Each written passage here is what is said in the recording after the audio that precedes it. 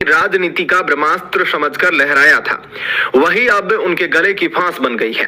Delhi police की special cell ने operation 4 stars का आगाज कर दिया है और खबर है कि एफआईआर दर्ज होते ही राहुल गांधी मिमियाने लगे हैं। अपनी गर्दन फंसती देख उन्होंने डर के मारे पूर्व सेना प्रमुख एमएम नरवणे को भी फंसा दिया है।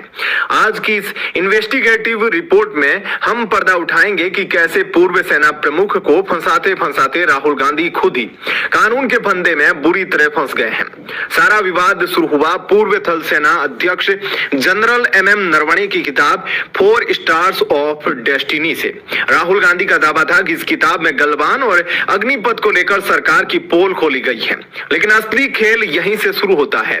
नियम कहता है कि कोई भी सैन्य अधिकारी बिना रक्षा मंत्रालय के क्लियरेंस के किताब पब्लिश नहीं कर सकता। यह किताब पिछले 1 साल से रिव्यू में थी और इसे छापने की इजाजत नहीं मिली थी। सबसे बड़ा झटका तब लगा जब पब्लिशर पेंगुइन इंडिया ने आधिकारिक बयान जारी कर कहा कि उन्होंने यह किताब न तो छापी है न ही बांटी है।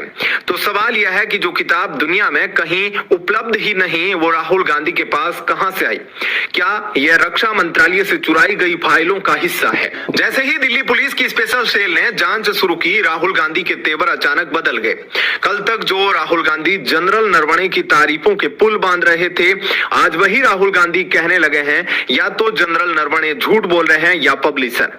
सोचिए, अपनी राजनीतिक जमीन बचाने के लिए राहुल गांधी ने उस पूर्व सेना प्रमुख की साख पर भी सवाल उठा दिए जिसके नाम पर वो कल तक संसद सिर पर उठाए हुए थे। पूर्व सेना प्रमुख को फंसाते फंसाते राहुल गांधी अब खुद कानूनी चक्रव्यूह में घिर चुके हैं।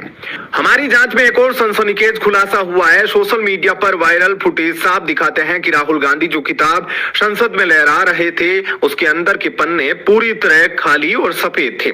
यह ठीक वैसा ही फेक प्रॉप था जैसा उन्होंने कुछ समय पहले खाली संविधान की किताब दिखाकर किया था।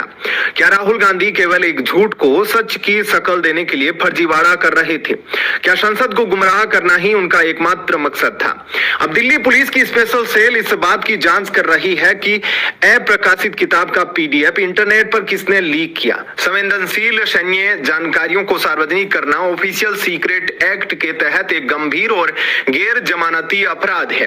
इसमें 3 साल तक की जेल की सजा का प्रावधान है। यही वजह है कि आज राहुल गांधी के खेमे में सन्नाटा पसरा है। यहां तक कि ममता बनर्जी की टीएमसी ने भी राहुल गांधी की इस हरकत से किनारा कर लिया है। अंत में सच्चाई यह है कि मोदी सरकार ने हमेशा सेना को फ्री हैंड दिया है।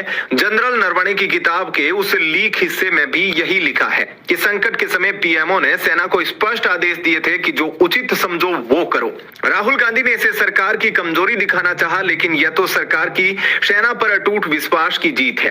निष्कर्ष साफ है, जेल जाने के डर से अब राहुल मिमियाने लगे हैं। उन्होंने जनरल नरवणे को ढाल बनाने की कोशिश की, लेकिन अपनी ही जालसाजी में उलझ कर रह गए। दोस्तों, क्या आपको लगता है कि देश की सुरक्षा से खिलवाड़ करने और फर्जी किताब लहराने के लिए राहुल गांधी पर कड़ी कार्रवाई होनी चाहिए? क्या एक पूर्व सेना प्रमुख को राजनीति में घसीटना सही है? अपनी